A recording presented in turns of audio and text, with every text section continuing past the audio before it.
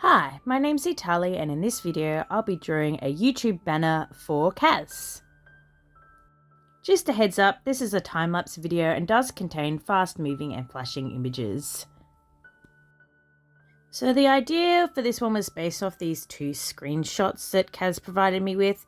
They wanted their two guardian type sparkly celestial type dragons flying across a similar skyscape to what was in the pictures, accompanied by a trove of other Day of Dragons dragons. So I started with the background because it's always good to have a base to know what sort of colors you're dealing with and what light sources you're dealing with. And I just did a quick sort of cloudy background with my custom cloud brush that I have. You'll see this grid popping up here and there to remind me of where the characters will be when viewing the YouTube channel in different forms. The most important part is the mobile part in the center, as it's the only part that will be visible on all screen types, TV, tablet, mobile, whatever. So I needed to make sure the main characters were squarely placed in this mobile section. And I tried to place the other dragons around it in a pleasing manner so that you get to see some of them in some modes and others in other modes. And, you know, I know it's just like a little surprise if you view it on a different thing. But I didn't want it to be too cluttered, so I don't have all the Day of Dragons species here, all the flying ones. We've just got the Inferno Ravager, the Blitz Striker, the Flame Stalker, just the top of the head of a shadow scale, and a couple of bios. And at the end I do add in some silhouettes of the Brood Watcher, the Zargovu, and the Singed Crest. So I think I said this last time in the last video for Kaz, but I actually really like these dragons and their designs. I don't normally like doing feathers because they're a pain in the butt, but I feel like they really suit these designs, and I'm really into doing space sparkly stuff at the moment, so this pair is quite up my alley. And I got to draw the rest of the dragons, so sort of extend out the stuff we'd already built with the previous dragon, and the two heads, you can see them coming up on screen at the moment. So it's these two guardian dragons I'm drawing, and I've just got a reference in the middle of the dragon species, so I've got a bit of a reference to go on, but I wanted to sort of like expand them out and make them look like magical because they're supposed to be special and quite individual dragons. The pose for the dark dragon, which I'm drawing at the moment, I was quite happy with. It is a little bit plain, but I still quite liked how it came out. And when I started doing the lighter dragon, I really liked how that pose came out. It sort of felt more dynamic than some of my other poses, and I do want to try and be a bit more dynamic with my posing. But I did also have to keep in mind that these both had to fit in this little slot so they could both be seen. So I didn't want them to be sprawling out over the whole image. And I don't know, just had to have this sort of idea of this like lighter dragon, the light dragon sort of like flying up beside the dark dragon, sort of like peeking in, and you know, I don't know, it's cute. She has a cute face and they look really lovely together, and I really like this pair of dragons.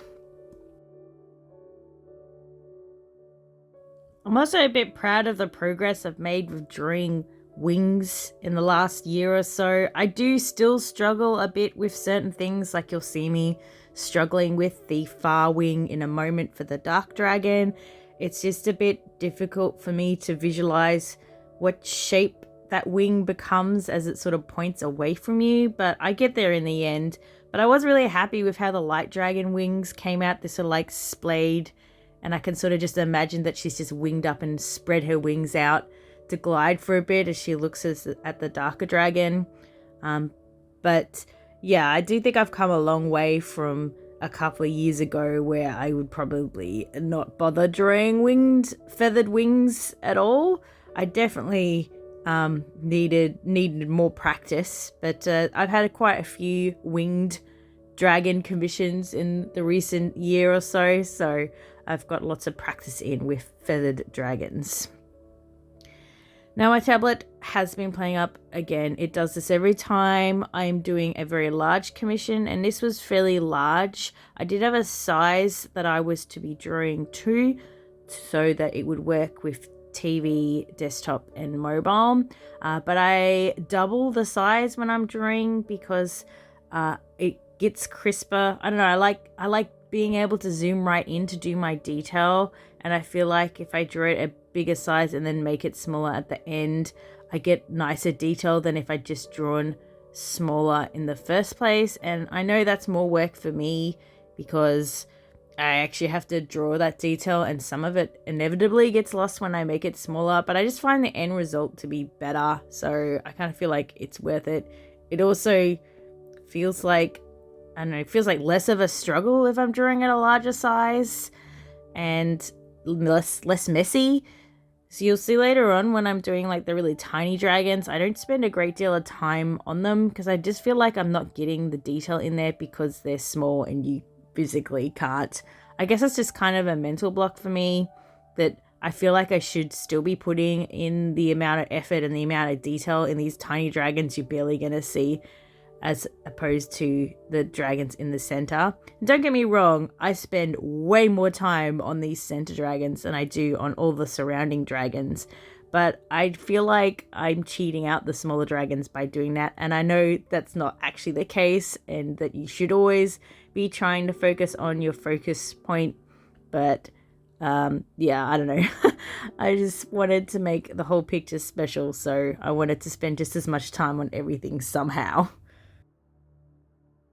So now I'm pretty much done with the sketching. I'm moving on to my so-called flats. Now my flats over the past year have become less and less flat and more like this, like a cacophony of different colors all mixed together. But I don't know, it's kind of fun. I start off with one flat color and then I just keep adding more colors in and smudging them in.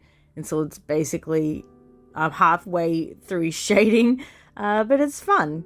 And I really like mixing colors, and I like that Kaz gave me the freedom to sort of make up these designs and decide where colors go.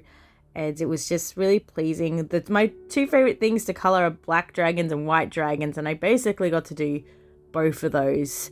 The light dragon has an interesting bunch of colors, and they kind of came about accidentally through shading and just mixing in yellow, because I wanted it to sort of glow yellow, but I don't actually like coloring yellow overall, so I made her this sort of pink color, but then the shading was blue, so she's kind of ended up with this mix of like pink, blue, and yellow, which turned out really pretty and made some really interesting blends, which I decided to incorporate into the dragon's design throughout the rest of it. So I actually really like the light dragon. But I also just do the flat colors for all the surrounding dragons. I don't spend too much time on them just yet, as I will probably just do a basic flat and then go straight onto shading for these, where I will be spending a lot more time on the sparkly center dragons. You see all of my references scattered around, as even though I've drawn nearly 300 different avatars for Day of Dragons, I still can't perfectly remember what they look like. So I do still keep references around to make sure I've got things looking good, but they are all just screenshots or pictures from the game Day of Dragons, the dragon survival game.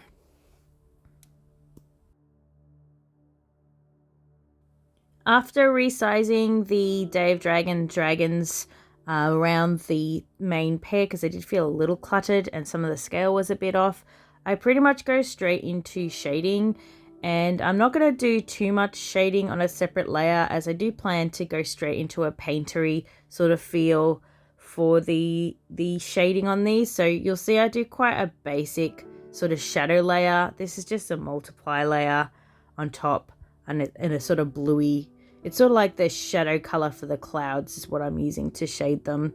And then I do a bit of resizing before sending them to Kaz to make sure that they like them, and I continue on once I get the go ahead to fully shading. So you see I'm already painting over lines and stuff. I'm not really going to do any more refined sketch than this, because it's just going to be, I don't need finished line art for this one. I'm just going straight into the painting stage. So I've just got my bamboo brush, which I'll just teardrop colors and paint over, and I'm also using the smudge brush, which is usually set to the felt marker, and I'm just smudging in the colors as I paint them on to blend them in, and then going back over and sharpening areas with new colors, or taking in some colors from the background.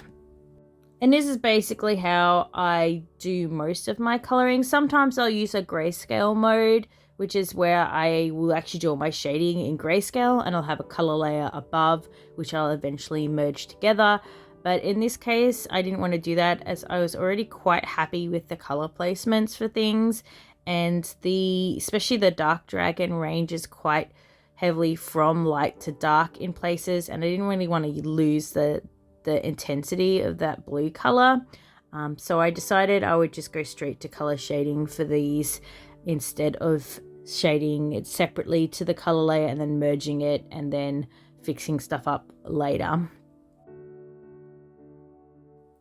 So this did take me 10 hours to do in total, which is actually a nice surprise, because I had quoted 15 and I thought it was going to take me longer than that. So it was like the first time in my life ever where I overquoted instead of underquoting. So yeah, but it's coming along. I'm quite happy with how this is looking at the moment. I really like this blend of colors, this blue and sort of a desaturated purple and black all mixed together. I like how the feathers are sort of coming out, sort of tipped in the bright blue.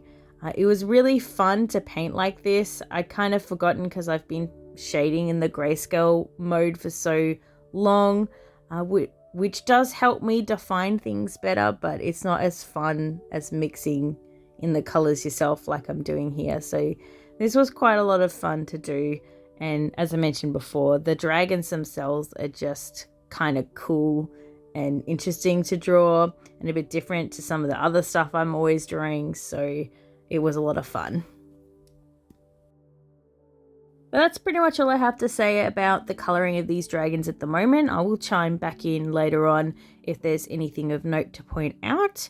But I will be updating my how I draw and paint videos soon. So if you are interested in seeing a more detailed view and a sort of slower breakdown, I will be redoing that series. The old series is called How I Use Artflow, but I do plan on making the new series more generic, so it can be used with any art program. And I'll be putting a lot of work into it, so hopefully it'll be nice and crisp and clean and easy to follow. And if anybody has anything they'd really like to see from me, just pop it in the comments down below. I haven't started the video yet, but I will be starting it soon. So make sure if there's something you really want to see, that you do leave me a comment either in one of my videos or on my Discord page.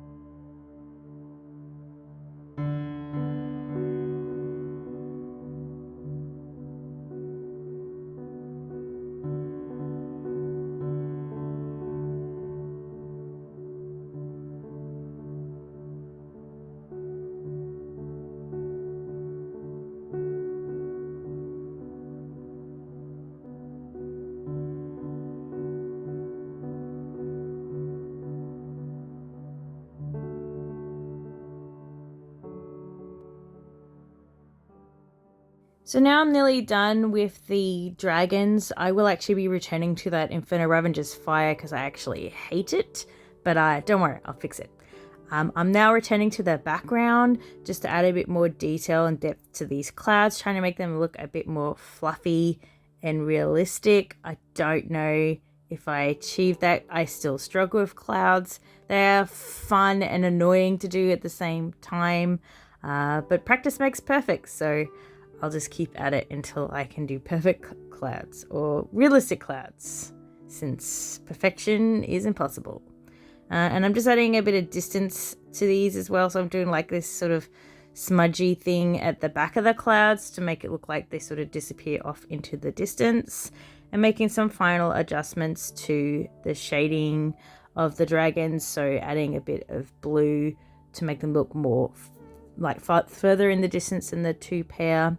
And you see I'm adjusting this fire again now, making it not look like poo, because I don't know what I was thinking the first pass I did with the fire. It just didn't look good. Maybe I was tired, I don't know. But it looks much better now, and I remember to add a bit of smoke coming off it as well. But yeah, now it's time to add in these silhouettes. So this is a very chunky brood watcher, and as I mentioned before, there'll be a Zygovu popped in, and this is the Singe crest here. And I will be adjusting how dark these are because they are kind of a bit dark. Oh yeah, and the Frostfell. I always forget about Frostfell, but I actually really like drawing Frostfells. They're one of the more popular ones requested through Dave Dragon's Patreon avatar stuff. Like I do their Patreon reward avatars, and a lot of people really like Frostfells, so I've drawn a lot of them. So you'd think I'd be tired of them by now, but I actually really like drawing their scale ridges around their eyes and on their cheek. And even though they're covered in spikes, it's not too bad. But I don't know why I keep forgetting they exist, because they definitely do exist. Anyway, adding a tiny bit of shading to these silhouettes because I felt they looked a tiny bit flat, and just erasing away part of this wing, as I did always intend for this wing to sort of be between the wing of the dark dragon and its head, sort of like she's just sort of flown up, like she's not been flying that close the whole time, she just sort of swung up then. I also tried doing some color adjustments, but in the end I decide it looks kind of weird on the whole picture, and I end up just applying it to the clouds. Then I do my old focus blur thing where I blur the whole image, or I duplicate the image and then blur it, then erase away the parts I want to be in focus. But I do always provide my customers with two versions, the blurred and the non-blurred, because some people don't like the blurred. I like it, but you know, everybody has their own preferences, so I'm happy to provide both, and you can choose which ones you like.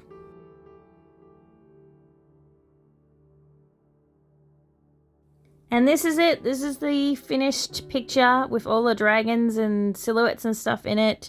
And thank you so much for commissioning me, Kaz. As usual, it was a joy drawing these dragons, and I hope I get the chance to draw them again sometime soon. Thanks everybody for watching. If you enjoyed the video, don't forget to give it a like, subscribe if you'd like to see more, and I have a Patreon if you'd like to support me. Thanks again, and I'll see you all next time. Bye!